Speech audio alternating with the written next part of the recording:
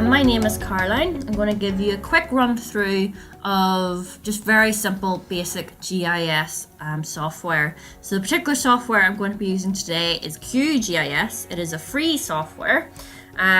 Before we actually start, we should know what GIS stands for, which is Geographical Information Systems. So it's pretty much having data that is linked to a coordinate point so you can actually map it in space. There are two different types of data. There are vectors and rasters. So vectors would be things like polygons, lines and points. So polygon in this image is Loch Ness. Great for measuring things like area, having a polygon. The lines in this image is roads, and the points are woodlands that we have visited. Okay, so great for measuring area, length. They're always categorical data. So for example, the points could represent where we have found red squirrels, and you can use these for basic statistics as well, which is also very useful. The rasters, on the other hand, are numerical matrices, which is a big word. But if you zoom in on a particular area in a raster, so the image on the right, we've zoomed in on part of Glens of Antrim. This raster actually represents altitude. If you zoom in, each of the colors and for the pixels are actually representing different values. So the green is representing low values of altitude and the red is a high value of altitude. So it's a continuous data. So it could be 1 to 2, so 1, 1.1, 1.2, etc. In this instance, it's probably measured in about 5 meter differences. Great for plotting variables. Temperature is usually plotted in this way as well. Really handy for statistical modeling. So how do we actually create GIS data? So you can go out with your own GPS unit.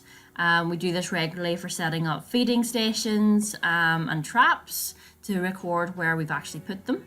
You can also use maps and draw on your own data. So for example, you want to know how big the woodland is that you're working on, you can actually just draw around it from a OS map. Species data sets, we can download these from various places. So for Northern Ireland, we would get it from CEDAR. You can also, there's global databases as well, like GBIF. Down south they use the MBDC, and the NBN Gateway is a good one for the entirety of the UK. I think the data from CEDAR actually gets fed into NBN as well.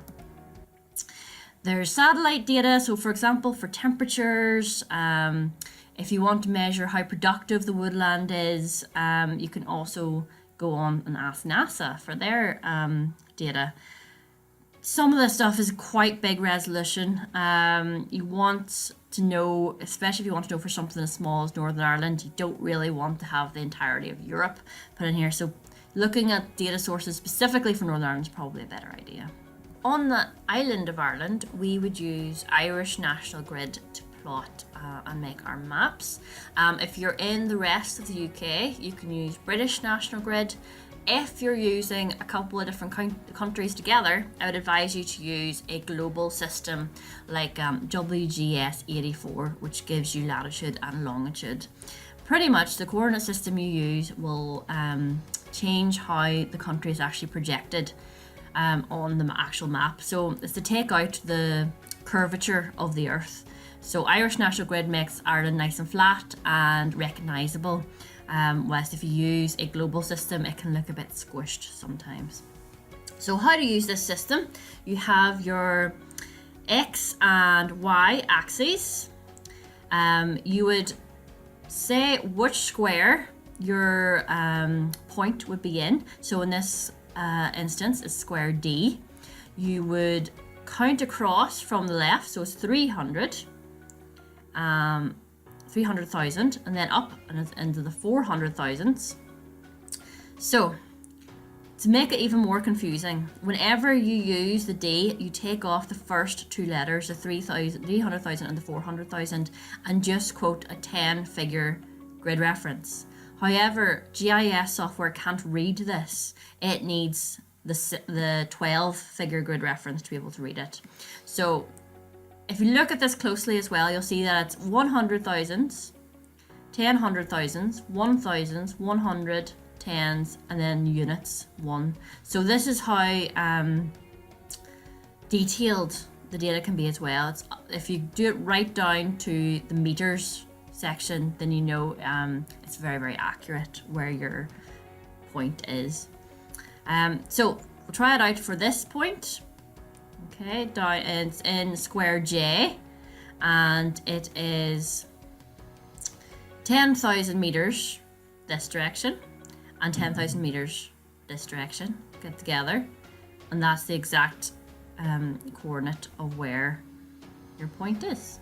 Okay, so if you wanted the middle point of square J, it would be the 300,000s, and then it would be 50,000 in the middle, and that will give you the exact middle coordinate. Or if you wanted to write it as Irish grid, you'd have put the J in front and get rid of the 300,000 to make the 10-figure grid reference. Bit confusing, but you do get used to it very quickly. Yes, WGS, if you are looking for it on your GPS unit, it is written in degrees and hours. So that's what it looks like in your GPS unit if you're using it.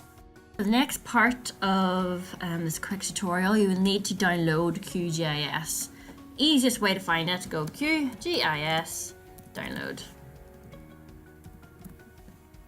And it should bring up the website. That's it there. Okay, and then work out whether your computer is 64-bit or 32-bit and download the appropriate package. Okay, if you are a Mac user, there is also a version for you, or Linux or anything fancy like that. Okay, I've already got it downloaded onto this laptop, so I will go into my programs and open it from there.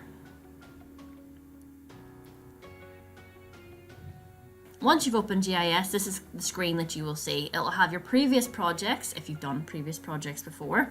But if you want to create a new project, go up to the left-hand corner and click New Project. And you'll see blank screen. Okay, you will have all your browser files here. So these are the drives on your computer. Different layers that you've added to the map. You haven't added any yet. And on the right, these are your toolbox. So these are all the different tools you can use to fiddle with your map, really. Now we need some data to actually plot onto our map. I'm going to use an example that we do regularly, which is our squirrel and pine marten survey results. So I've created a Excel spreadsheet. Let's open that up. Okay, get big. Right, so in the spreadsheet, I have the woodland name that we surveyed, the X and Y coordinate of the feeder and camera trap that we used, what species that we actually recorded at that feeder and camera, and what year they were recorded in. So our survey actually goes on from 2018 and 2017. Okay, now to get this data ready, we first need to check that we haven't messed it up in any way. So quick look through the XY coordinates to make sure they are six figures in the X and 6 figures in the Y, so a 12-figure reference altogether. Easiest way to do that is just have a quick flick through. Yeah, everything looks fine. If you've got a lot of coordinates, the best way to do it is actually click on one of the columns, go into filter and go smallest to largest. And you will see that even the smallest figure is a 6-figure reference, okay? We'll do it with Y as well to make sure I haven't messed up there. Yeah, still a 6-figure reference. So I'm happy that these are probably correct coordinates. We'll check later on the map to make sure none of them are in the middle of the ocean. Okay, now we want to make sure that our species are all spelled correctly. So if we filter this column, so again you would go to sort and filter and click filter. I've already got a filter on this column because I was fiddling with it earlier. I click it. We will see that I have spelled grey squirrels differently. So I'll click into those so you can see. Yes, see I have spelled them slightly differently. I've got grey squirrel with capital, grey squirrel with low capital, and then I've got ones with an S on the end as well, which is Unfortunately, GIS does not recognise different spellings, so if you wanted to filter grey squirrels later, you need to have them all the same. So what I'll do is, I'm happy with how that's spelt, I'll just click and drag it down, so they will all be spelt the same way. So the way I did that was clicking on this little square, and then clicking and dragging it down to copy it all in. So I'm happy that that now is spelt the exact same way. Okay, let's make sure no species is spelled the same way. I'm going to be particular actually and go for this one. I don't want all capitals. So click on that, drag it down. They're now spelled all the same. I can do the same with pine marten. See if I've used all capitals the same way. Oh, yes, some of them don't have capitals, so I can drag that down.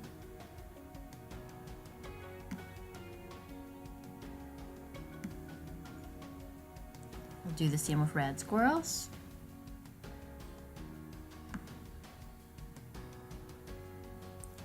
Okay. If you have a load of data, you don't want to click and drag it down, what you can go is find and select, and then to replace. So for example, I could have just put in grey squirrels with an S and replace it with grey squirrels without an S. And that will do every single data point that it finds as it's spelled grey squirrels incorrectly. Okay, so I'm happy now that my Excel sheet is showing the correct things. Going to have a quick flick through, make sure there's no spaces. Oh, there are spaces. So that should have been shown on the filter. Yes, blanks. So get rid of that. We're going to go into our blanks and peatlands, park and cam forest. These are actually forests that no species were recorded in. I'm obviously accidentally deleted that. So there we go. I'm happy we don't have any blanks left, and as you can see when you open the filter list, there are no blanks left at the bottom. So we'll select all again, get our data back up. There we go. I'm happy now that this is looking good. I think that's got all correct. All right, so I'm going to save this first of all as an Excel file so that I know where it is. I'm also going to save as, okay, put it into my training folder. Now, GIS software can be very particular about what types of file it'll actually read. So to open this in QGIS, I would advise you to save it as a CSV file. This is a type of text file. Okay, it's just most GIS softwares prefer it compared to Excel sheets. Okay, make sure it says CSV, comma, delimited. Okay, so we'll save it as that. You will get all these angry boxes popping up. Don't worry too much about that. Okay, so we've got our text file ready to be put into QGIS. We'll open QGIS again. Okay, so QGIS open. You want to go up to layer, up in the top row here, and then you want to go to add layer. So as you can see, there is an option for delimited text layer, which is the one we want to use as our data is in a text file. So let's open it up. File name. If we open this, now I have saved it in, make sure you save it somewhere where you can find it again. It's always a good bit of advice. So I've saved it in desktop, then I've saved it in training. And as you can see, there's an option here for survey results 17 and 18, which is what I saved it as, and it's a text file. Perfect. I'm going to open that up. So it is a CSV file, that's right. So it is separated by commas. It is important that the computer knows which rows are which, or which columns are which. And in this case, if there's a comma, then it knows there's a new column coming. Okay, it is the fields that you want in your geometry definition. In the X field, I labeled the column X. As you can see, these are all the column names. Labeled the column X for the X field. I labeled the column Y for the Y field, which is just common sense. The grid reference that I'm using is in Irish grid. Okay, that's the coordinate system. So you'll click that. If you need to use a different coordinate system, you can search for one. So I'm going to put in British National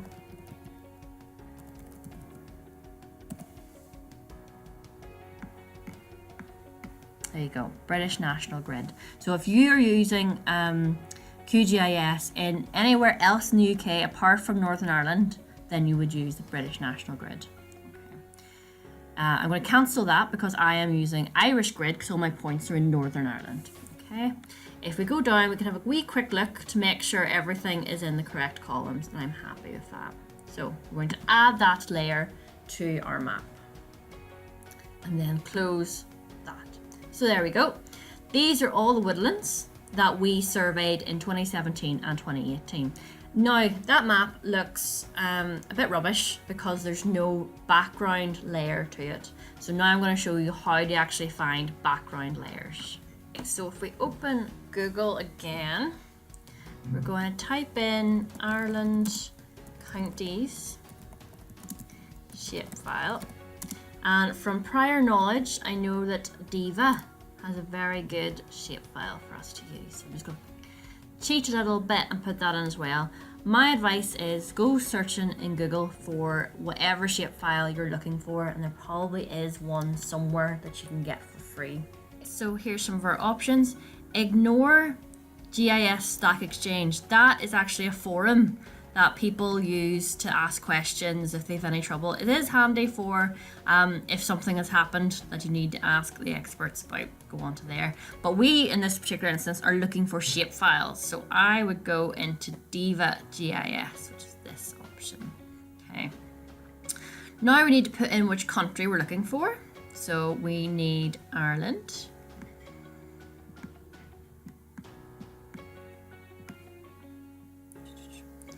Sometimes this could be a bit tricky because Ireland is technically split into 2 countries. So you might have to download United Kingdom as well as Ireland to get the entire island of Ireland. So we're going to download this. Okay. There we go. And as you can see, it has downloaded a zip file. Okay, so if we open that zip file, you will see there's actually 2 separate shape files in this file. So I've extracted them and saved them in my training folder so I can find them later. What we'll do now is open QGIS and have a look to see what we actually downloaded. So open Q. So what we're going to do is go to layer. We're going to add layer again, and this time we're adding a vector layer because they've already been made into shape files. So go into browse. We'll start with this one and see what it is. So open and add that to our current map. Okay, close. As you can see, we have the pane that is political Ireland. So we're going to have to try and find a shapefile which is the entire island of Ireland, not just south or north. So I've downloaded the United Kingdom shapefile as well, and it has given me 3 shapefile versions. Okay, also I still have my Ireland one in the same folder. So I have added them to QGIS, doing the exact same process as before, going to layer, then going to add layer and going to add vector layer, and then clicking on this little box to find the shapefile that I want to add. Okay, so I've added them all. And if we have a look through, we've got Ireland, this is the Republic of Ireland and its counties. We've got Great Britain's counties. We've got countries within the UK, just the UK in general, and then just Southern the Republic of Ireland in general. I quite like the counties, so I think I'm going to keep those 2 going. Now, as you can see, our points file, which is our woodlands, is now hidden in behind these layers. So what to change that, put our points on top, just click and drag and bring it right up to the top. There we go. And now our points have appeared above these ones. So whatever order they are in our layers window is how they will be viewed in this window. Okay. To find a shapefile to finish off Ireland, I have searched for Northern Ireland Counties shapefile, and it has brought up Open Data NI. This is actually quite useful. It's made by the Ordnance Survey, I believe. So if we open that up, and as you can see, oh, this is a good one. OSNI Open Data, County Boundaries. If we open that, you will see there is an option for shapefile. So click on that. Okay. And then there is a link to a zip file. So download that, and we will hopefully get a shapefile that is the boundaries of Northern Ireland as well. Okay, so that's that. Okay, so if you open up the folder where I've extracted the zip file to, you'll see there is now a shapefile. There you go, of OSNI Open Data Large Scale Boundary. So let's open this in Q and see what it actually is. Go to Add Layer, Add Vector Layer. There we go. Go into your folder and go down to the shapefile that you want to open and add it. Close that. There we go. We now have Irish counties and Northern Irish counties. So we had been given different options of how to see Ireland from the last shapefile, but I preferred actually looking at the counties. So I'm going to get rid of this layer. To get rid of the layer, right click and go to Remove Layer and click OK.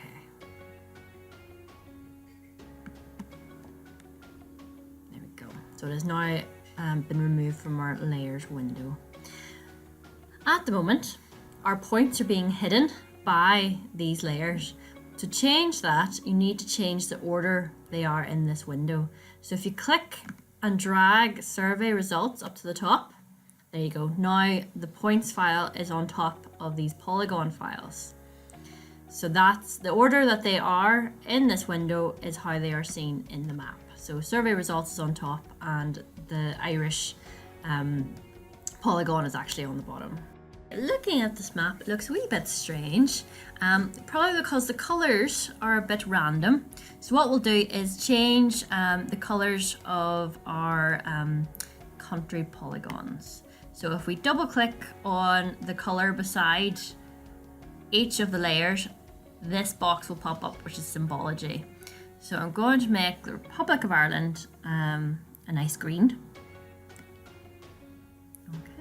So just go to colour, click which colour you fancy, and then click apply. And then we'll make Northern Ireland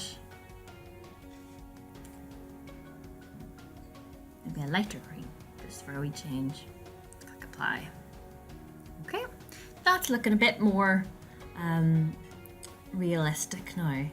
I'm still not happy though that in Northern Ireland there's a big lake that is in the middle of the country and we seem to be missing it. So I'm going to go searching for it in on Google as well. Okay, so we want to find a shapefile that shows Loch Ness because it takes up such a vast area of Northern Ireland. So I'm going to type in NI Lakes shapefile. Okay. There's a couple of different versions we can have a look at. I'm liking the one from the government. Let's go and have a look at it. Okay, so we have a shapefile saying lake water bodies. Let's see. Click that, and again, a zip file is downloading. Okay, so I have extracted that shapefile into my training folder again. So there you go. So let's go into Q and see what we've actually downloaded. Go into Layer. Go into Add Layer, Add Vector Layer. That's how we nosy. We want to go down to the lakes one, lake bodies, and make sure we click on to the shapefile, and then click Open. Add and close. There we go. We have Loch Ness. We also have Loch Earn in as well. Brilliant. So again, bit of a random colour for a loch. So we'll click on our symbology. Double click and we will make it a nice, oh, should I make it a light blue? Let's see how that looks. Oh yeah, that looks great. Okay, So now it looks a wee bit more like a map that we could actually use. So let's zoom in on the area we're interested in. So if you want to zoom like I just did, all I did was go to the magnifying glass, click and drag, and that zooms in on the area of interest. You can also use your wheel on your mouse or your trackpad to zoom in and out as well. Okay. So if someone asked us to send them a map showing where all our woodlands are from the 2017-2018 survey, we could send them a map like this. To make a map that you can actually send, you need to go into project, go into new print layout, just click OK, it'll create a title for you. And you want to click this button, which looks like a little scroll being unrolled, and then click and drag, and then there's your map. You can just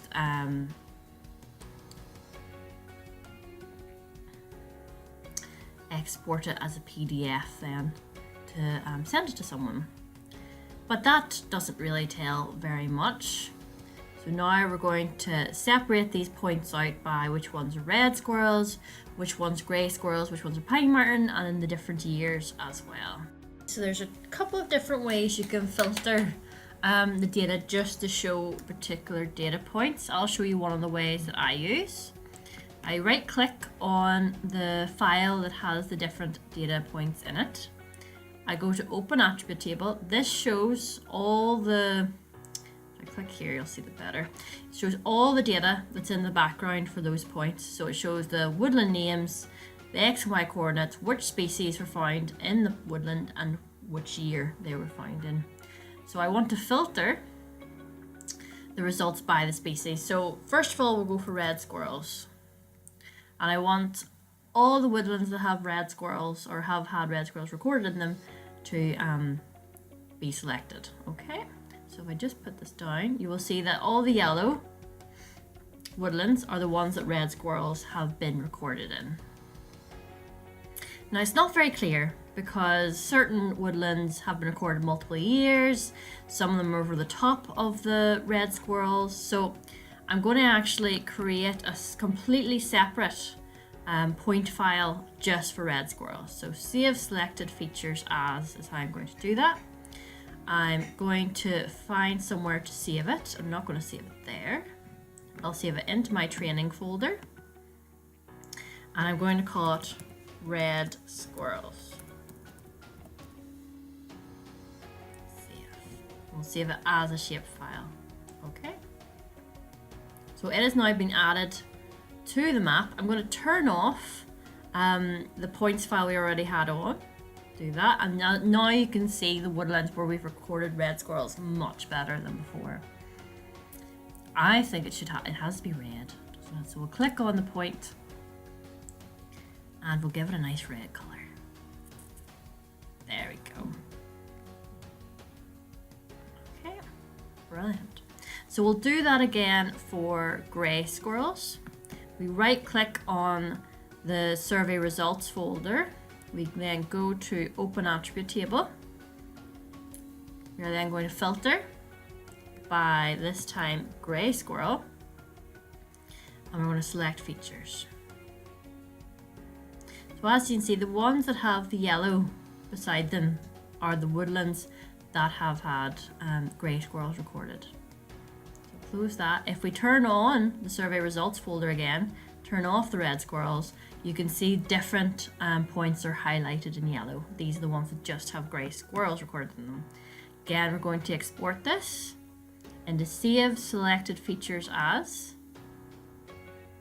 and we're going to save it in the same file again, this kind called grey squirrels. Okay. It is now being added to our layers list. Again, if I turn off my survey results, you can see them a lot better. I'm going to color them in grey.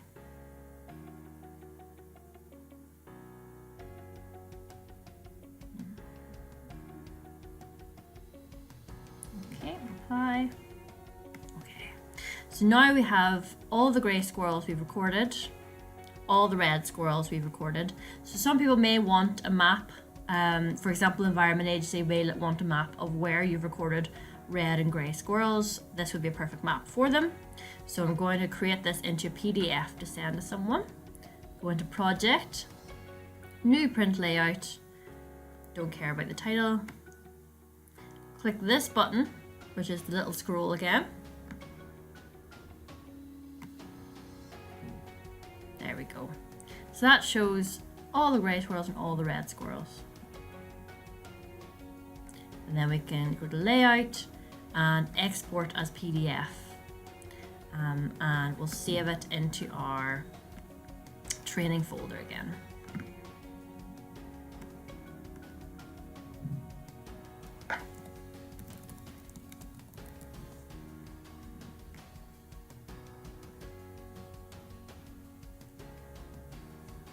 Okay, that's successfully been done. And if we open this, you see a lovely PDF being created of our red and grey squirrels. So that map, it's fine if you're just looking for something quick to send off to like the Environment Agency, but it needs information of what's actually in it. So it needs to be able to tell us what the red dots are and what the grey dots are. So really, we need a legend. Now we want to create a legend for our map. All the buttons on the left hand side here are to change things within our map or to put things in. This is the Add Legend button, so we're going to click that. We're then going to click and drag where we want our legend to be, and that will make this little box pop up. So you can put a title on your legend, you can change where the title goes, things like that. What I want to do is to go to this box, which is Legend Items, click Take Off the Auto Update, and then I want to change what some of these are called. So red squirrels, I want to take out the underscore. I put in the underscore because sometimes GIS software doesn't like spaces, so that's why I use underscores so much. I'm going to call that red squirrels. Do the same with this one. I'm going to call it grey squirrels. Okay. I don't really want the rest of these ones in, the rest of these things in the legend. So what I'm going to do is click on them and then go to the little minus button and that'll take them out. Get rid of all that. I'm doing this one at a time, but you can do them all together. Okay. Okay, so you can have a little fiddle about with those. Okay. Now I want to make it a bit bigger. Let's get the font right up there. Okay.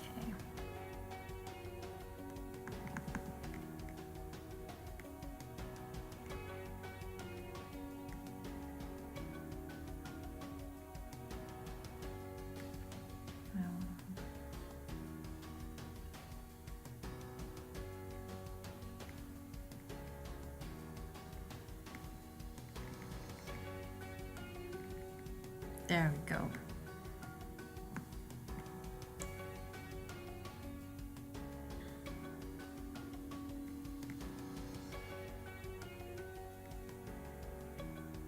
Okay, making the symbol a bit more spread out.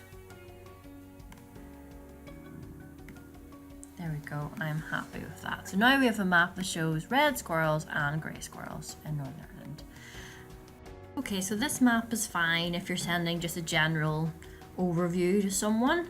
I want a little bit more detail in some of these areas though, so I want to put a background map in behind this area. So if we go back into our normal console, you'll need to download a plugin to do this. So if you go into the plugins section and go manage and install plugins, you want to install Quick Map Services. So all you have to do is type into the search bar Quick Map Services and it'll come up, and you'll want to install that. I've already got it installed on this computer, so I'll close that. You should then have a little pane like this come up in your row here, and what I want to do is click Quick Map Services. These are all your options, for various background maps. So let's have a look. I've got Landsat, Surfer, NASA. So I think I'm just going to go for the standard version. Now, it is at the very bottom, so we can't see it. So we pull it up the top. There we go. And as you can see, now we have town names, we have areas of natural beauty linked on it. And if we zoom in, so let's see, you want to see what's happening in the Glens of Antrim. Zoom into that area. It gets a bit more detailed the more you zoom in. And it even has some names of woodlands in it as well, like Greenwood, Ballypatrick, various areas. So now I want to save this as a map. So again, I go into project and new print layout. Okay. That, drag that out. And there you go. Now you have your different areas where reds and greys have been found around the Glens of Antrim. So that is a very quick introduction to GIS software, and we haven't even started looking at rasters and different tools that are available within QGIS, but I hope this video shows you some of the basics of how to create quick and simple maps that you can use for funding bids or for putting into your project outlines and planning what you're going to do in the future. If you have any questions, or if you would like to contact me about where to go to next to find other resources, you can email me on caroline.finlay@ulsterwildlife.org.